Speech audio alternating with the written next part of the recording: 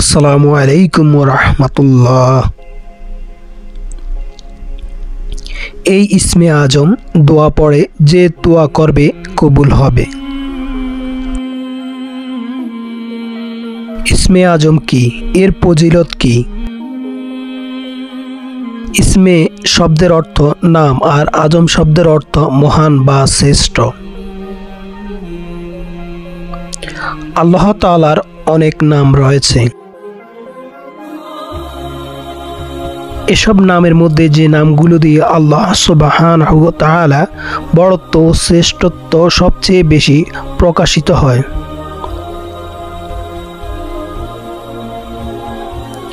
সেই নামগুলোকে ইসমে আজম বলা হয়। অর্থাৎ ইসমে আজম অর্থ আল্লাহ নামসমূহের মধ্যে শ্রেষ্ঠ নামগুলো।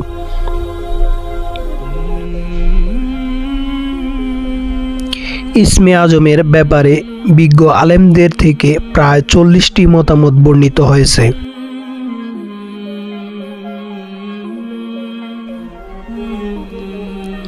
যার মধ্যে আল্লামা সুতি রহমতুল্লাহ তার রচিত আদ দুরুল মুনাজাম ফিল ইসমিল আজম নামক গ্রন্থে 20টি মতামত উল্লেখ করেছেন।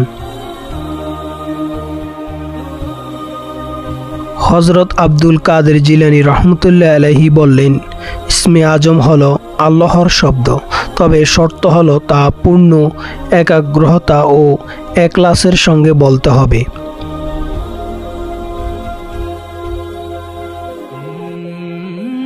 ইসমে আজম কোনটি? রাসূল সাল্লাল্লাহু আলাইহি সাল্লাম বলেছেন, ইসমে আজম বা মহান কোনটা নাম? যদি কোনো ব্যক্তি এই নাম দিয়ে দোয়া করে থাকেন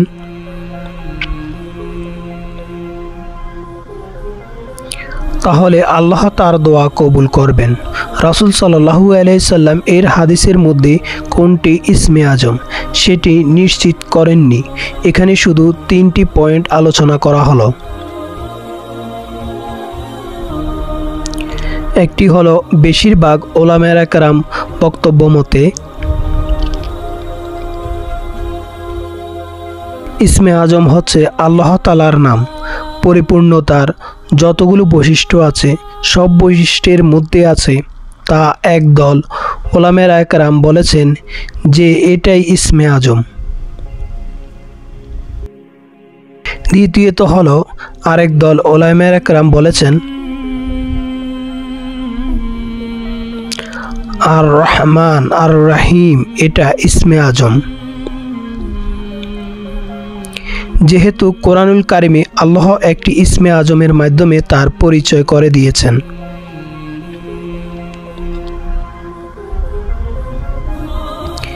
এরপর আরেক দল উলামায়ে কেরাম বলেছেন আল হাইয়ুম কাইয়ুম এটা হলো ইসমে আজম।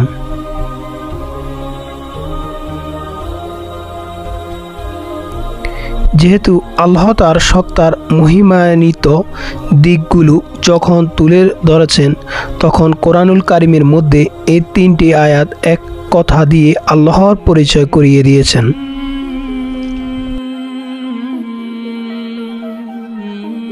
তবে নবী সাল্লাল্লাহু আলাইহি সাল্লাম দোয়ার ক্ষেত্রে যে 2টি জিনিস প্রাধান্য দিতেন সেটি হলো ইয়া জাল জালালি ওয়াল ইকরাম এবং ইয়া হাইয়ুম ইয়া কাইয়ুম বিরহমাতিকা আস্তাগিস।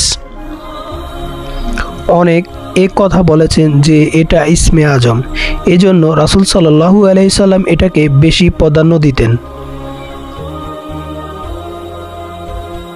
ইসমে আজমের ফজিলত। বিভিন্ন হাদিসে আল্লাহ তাআলার কিছু গুণবাচক নামকে ইসমে আজম বলে আখ্যায়িত করা হয়েছে। সঙ্গে সঙ্গে ইসমে আজমের ফজিলত বর্ণনা করা হয়েছে। হযরত আনসার রাদিয়াল্লাহু সূত্রে বর্ণিত একবার রাসূল সাল্লাল্লাহু আলাইহি সাল্লাম মসজিদে প্রবেশ করেছেন।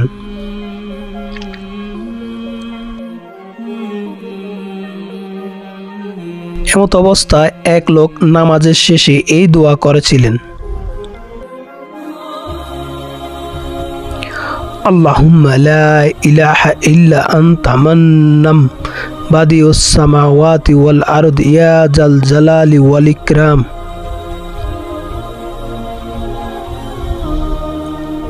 তখন রাসূল সাল্লাল্লাহু আলাইহি সাল্লাম তাকে বললেন, তুমি জানো তুমি কি দিয়ে দোয়া করেছ?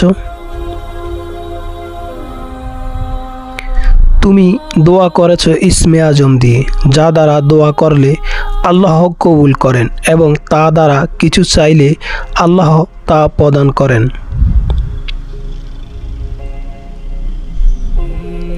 হযরত আনসা ইবনে মালিক রাদিয়াল্লাহু থেকে বর্ণিত,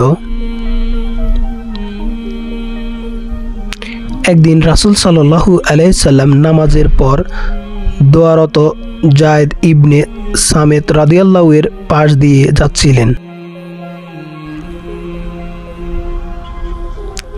দোয়াতে তিনি বলেছেন, আল্লাহুম্মা ইন্নী আসআলুকা বিআন্না লাকাল হামদু লা ইলাহা ইল্লা আনতা ওয়াহদাকা লা শারীকা লাকাল মান্নান ইয়া বাদিউস সামাওয়াতি ওয়াল আরদ ইয়া জাল জালালি ওয়াল ইকরাম ইয়া হাইয়ুম ইয়া কাইয়ুম। তখন রাসূল সাল্লাল্লাহু আলাইহি সাল্লাম তাকে বললেন, তুমি আল্লাহর দরবারে ইসমে আজমের মাধ্যমে দোয়া করেছ, যার মাধ্যমে দোয়া করলে আল্লাহ তাআলা কবুল করেন এবং কিছু চাইলে তা দান করেন।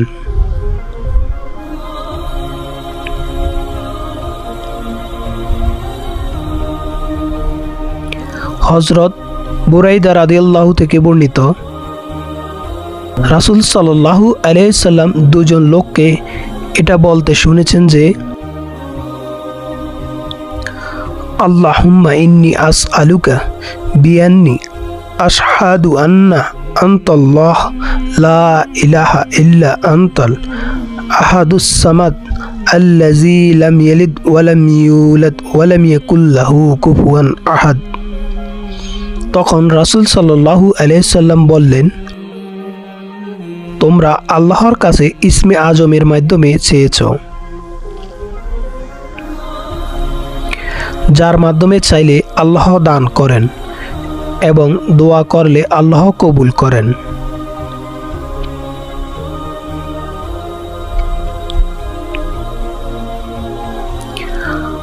হাফেজ ইবনে হাজার আশকালিনী রহমতুল্লাহি বললেন, ইসমে আজমের ব্যাপারে বর্ণিত হাদিসগুলোর মধ্যে এটি সবচেয়ে বিশুদ্ধ। আমাদের দেশে প্রচলিত ওজিফার বইগুলোতে অনেক বানোয়াট নামকে ইসমে আজম বলে চালিয়ে দেওয়া হয়েছে, যেগুলো আসলে ইসমে আজম নয়। তাই এসব ভুল তথ্যের পেছনে না পড়ে বিজ্ঞ আলেমদের পরামর্শ ও মানসম্মত বই পুস্তক থেকে ধর্মীয় জ্ঞান অন্বেষণ ও করাই বাঞ্ছনীয়। ইসমে আজম আছে কোন কোন আয়াতে? হযরত আসমা বিন ইয়াজিদ রাদিয়াল্লাহু সূত্রে বর্ণিত, রাসূল সাল্লাল্লাহু আলাইহি সাল্লাম ইরশাদ করেন, ইসমে আজম এই দুটি আয়াতের মধ্যে নিহিত। সূরা বাকারার 361 নম্বর আয়াত এবং সূরা আল ইমরানের 1 নম্বর আয়াত।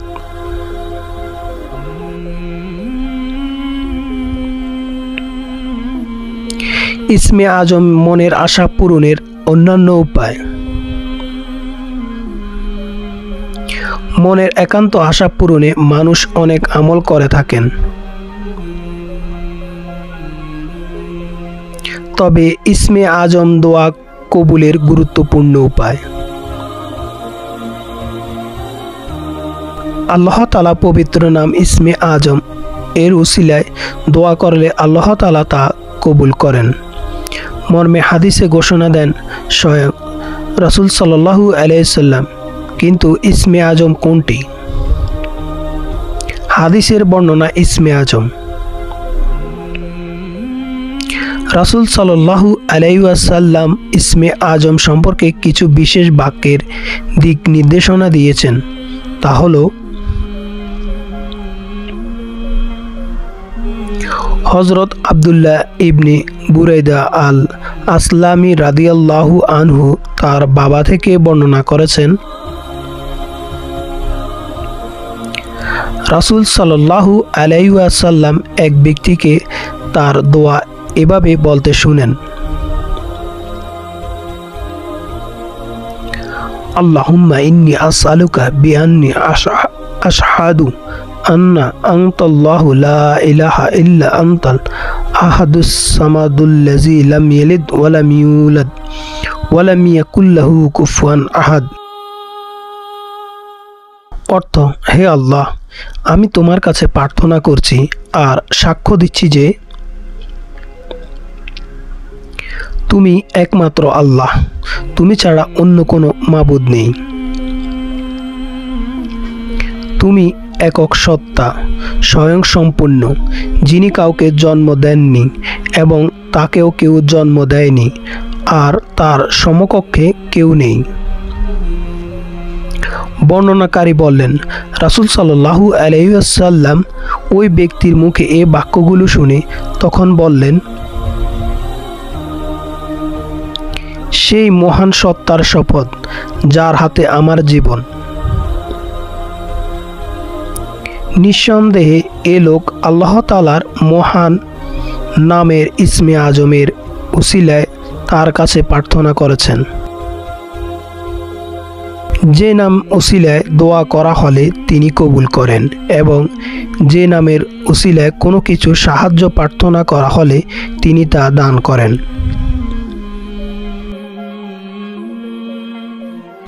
এই হাদিসের আলোকে দুনিয়ার অনেক হাদিস বিশারদ বলেছেন, এটি হলো সেই দোয়া যেটিকে ইসমে আজম বলা হয়।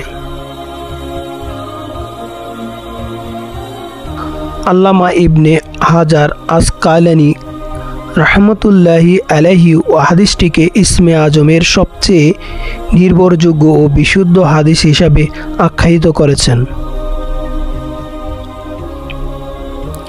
এই ইসমে আজম পড়ে আল্লাহ তাআলার কাছে মনের আশা আকাঙ্ক্ষা পূরণের দোয়া করলেই অবশ্যই তিনি বান্দার মনের সব ভালো ও কল্যাণকর আশা আকাঙ্ক্ষা পূরণ করেন।